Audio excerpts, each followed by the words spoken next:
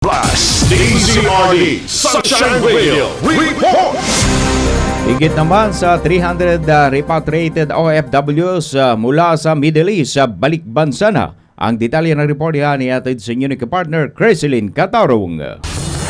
Tuloy-tuloy ang pagsisikap ng pamahalaan na maibalik sa bansa ang mga Pilipinong apektado ng tensyon sa Middle East. Nitong umaga ng Lunes, Marso 23, lumapag ang ika-4 na chartered flight sa Villamor Air Base sa Pasay City. Sa 343 na dumating, 317 ay mga OFW, habang 26 naman ay kanilang dependents. Galing sila sa mga bansang Kuwait, Bahrain, Qatar at Saudi Arabia. Hindi ko talaga mailarawan na makakauwi pa ako na ganito, ligtas.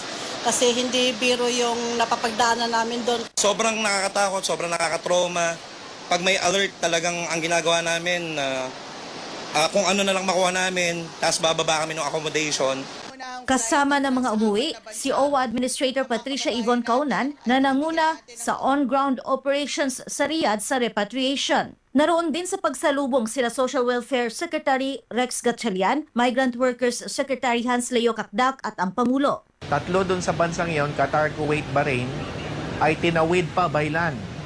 Mga 8-hour land crossing ang dinanas ng mga OFWs. Nagpasalamat si Kakdak sa Saudi Arabian government dahil pinayagan nilang dumaan doon ang mga Pilipino mula sa ibang bansa. Nagsilbi itong main transit para sa ligtas sa paglikas ng ating mga kababayan. Nag-alok naman ng medical and financial assistance ang gobyerno kasama na ang transportation at accommodation sa pag-uwi sa probinsya. Unang-una, dito sa site, meron tayong mga social workers who can do psychosocial intervention.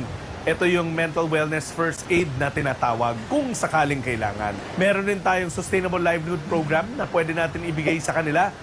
Ayon sa DMW at OWA, may 1,200 pang Pilipino ang nakatakdang iuwi sa mga susunod na araw. May 2 chartered flights na inaasahang manggagaling sa United Arab Emirates. Sa mga gusto na magpa-repatriate, tumawag sa 1348 or i-message kami sa social media or ito yung centralized namin na website na tumatanggap ito yung repatriation.owa.gov.ph. Mula Marso 5 hanggang 17, mahigit 1,400 OFWs at 334 na dependents ang naibalik na sa Pilipinas. Ang ikatlong flight noong Marso 18 ay nag-uwi naman ng 153 OFWs, 114 na dependents at 50 stranded Filipinos. Nauna nang lumiban si Pangulong Marcos Jr. nang dumating sa bansa ang nauna pang batch ng repatriation.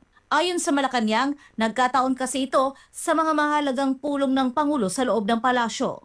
Para sa Diyos at sa Pilipinas kong mahal, ito si Cresilyn Catarong, SMNN Youth.